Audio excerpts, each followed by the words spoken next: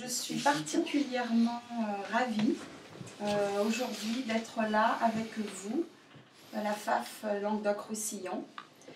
Je suis heureuse d'être présidente de cette association qui fait preuve d'ouverture et d'innovation, car aujourd'hui nous accueillons la FAF qui représente des adhérents ayant des déficits visuels.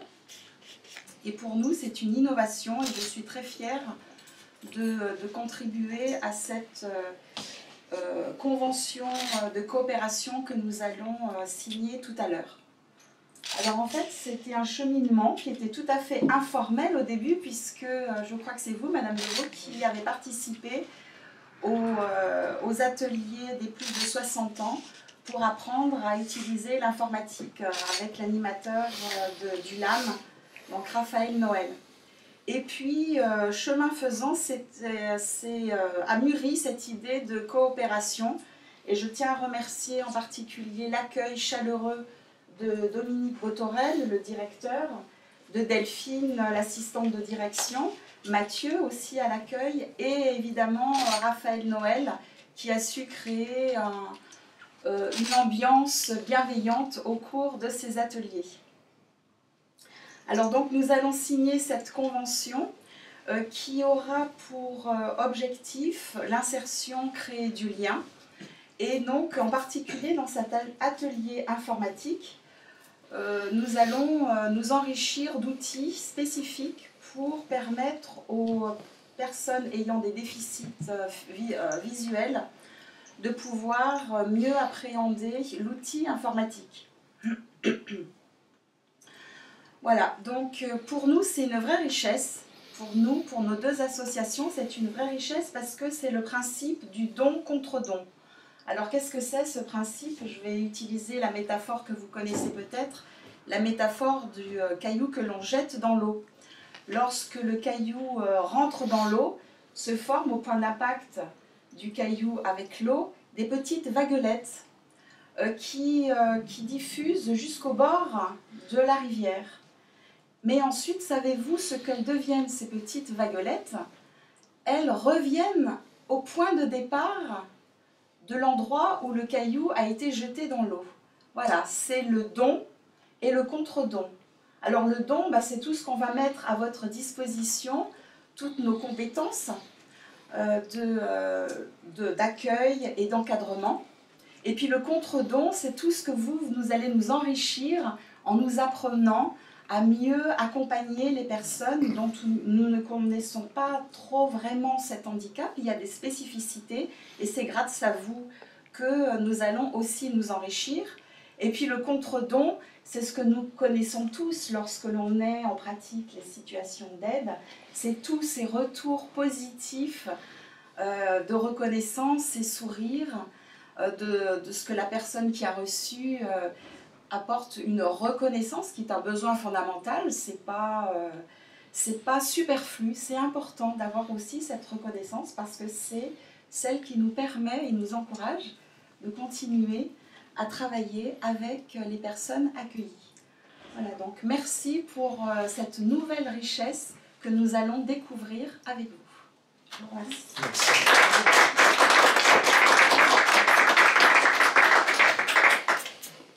Donc maintenant, je vais laisser la parole à la secrétaire générale de l'association. Voilà, donc je suis Elisabeth Bienvenue, secrétaire générale de la FAFLR. FAFLR, c'est un peu rébarbatif, ça veut dire Fédération des aveugles et des amblyopes de France.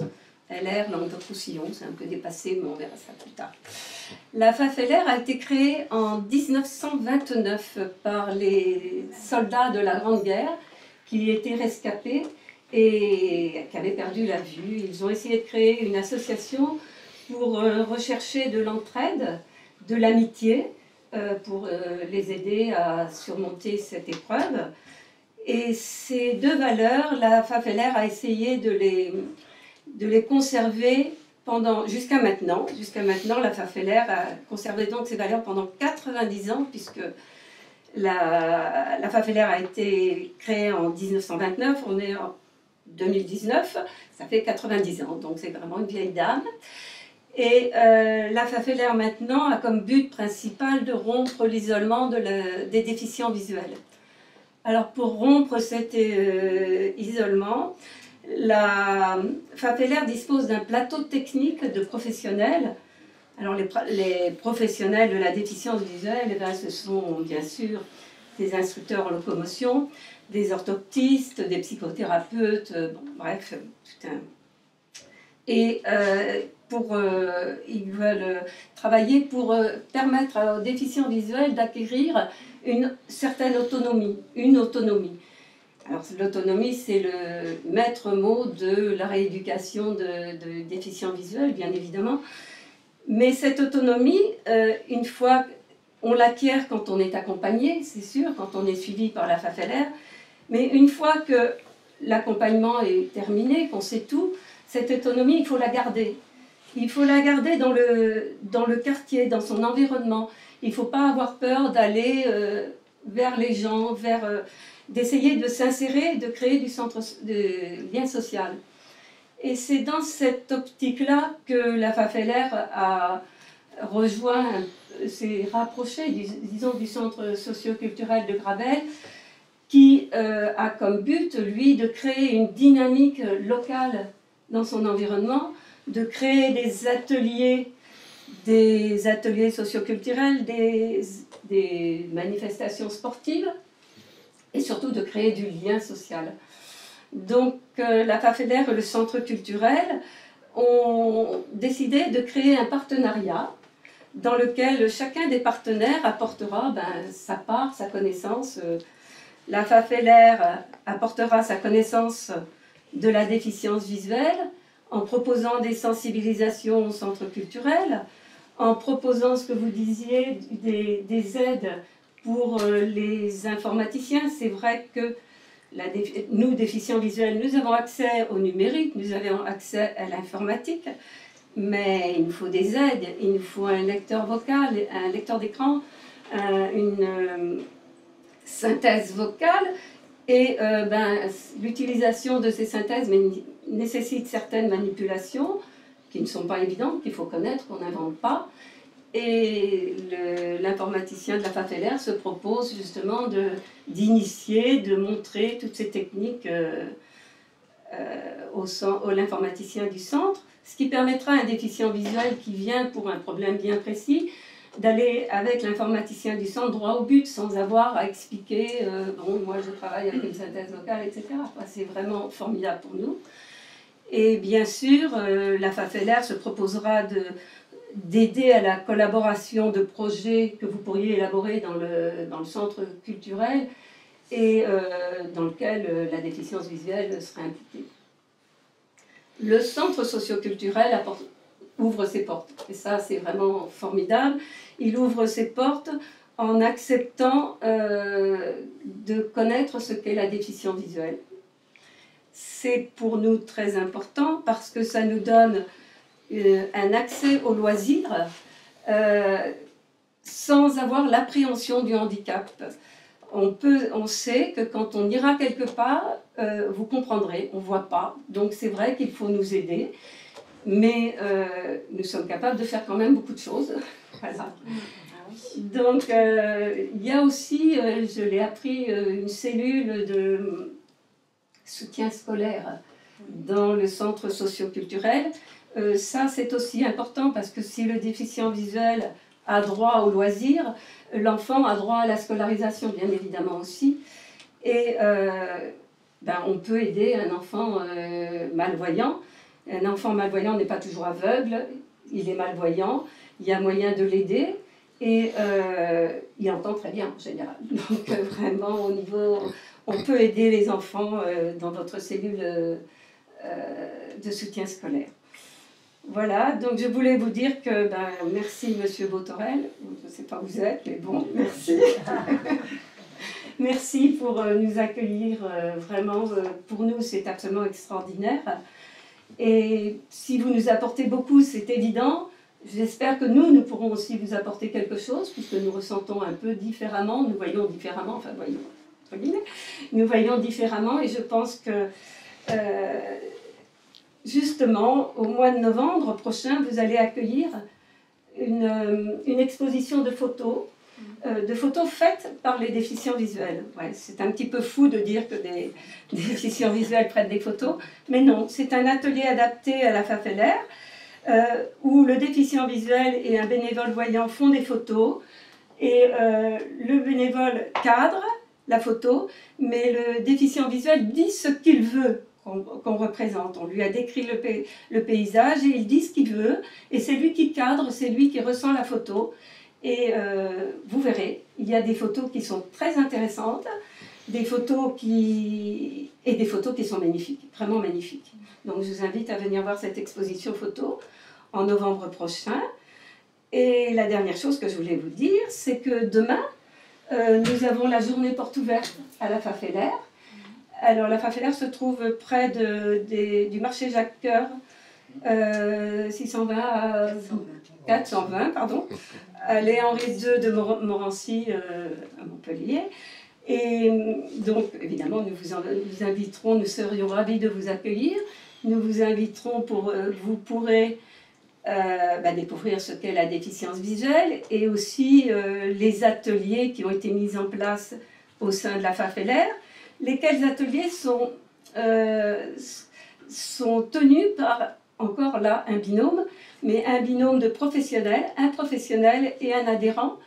Et ce qui permet, quand on vous explique l'activité, de voir l'aspect professionnel avec le but qui est recherché et d'un autre côté, ce qui est ressenti par le déficient visuel. Ça fait une présentation très complète. Je vous invite demain à cette journée porte ouverte. Monsieur Botorel, vraiment, je vous remercie pour nous accueillir. Et je peux sincèrement vous dire qu'un déficient visuel qui habite Grabel a vraiment de la chance. Merci.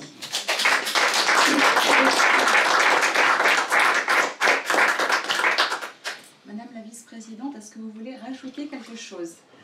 Écoutez, elle a dit l'essentiel. Vous ne devez pas parler beaucoup. Hein. Vous ne devez pas parler beaucoup. J'étais trop loin?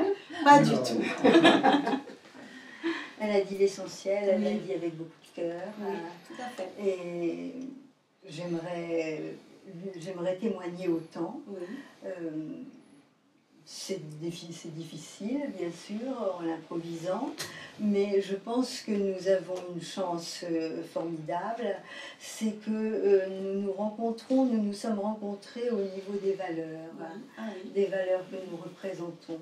Nous pensons que tous les enfants ont droit à l'éducation, nous pensons tous à cela, mais quand on est aveugle, on a encore plus besoin à l'éducation qu'un autre, à l'éducation, à la formation, tout ce qui aide à sortir de l'enfermement.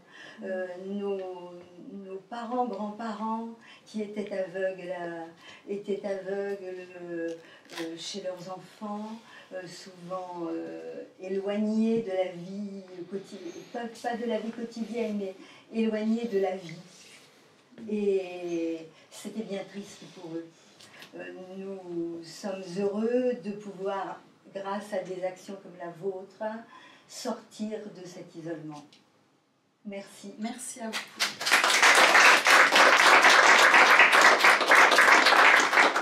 Monsieur Petit, directeur, est-ce que vous souhaitez rajouter quelque chose?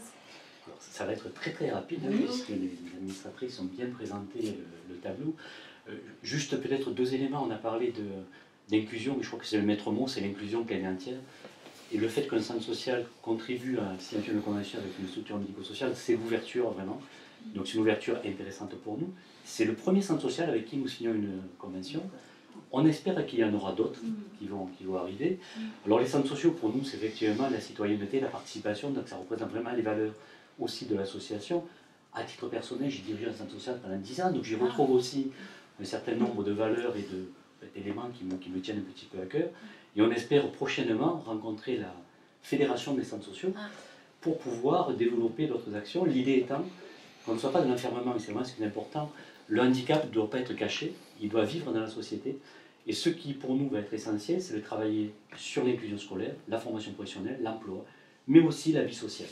Et la vie sociale contribue à l'épanouissement des personnes, et donc les centres sociaux font partie de cet épanouissement, et on espère vraiment contribuer à cette logique de continuité de convention, et on vous remercie beaucoup, Madame la Présidente, Monsieur le maire, Monsieur le Directeur, de signer cette convention avec nous, qui est un élément très important pour nous. Bon, bravo pour votre dynamisme, hein, vraiment.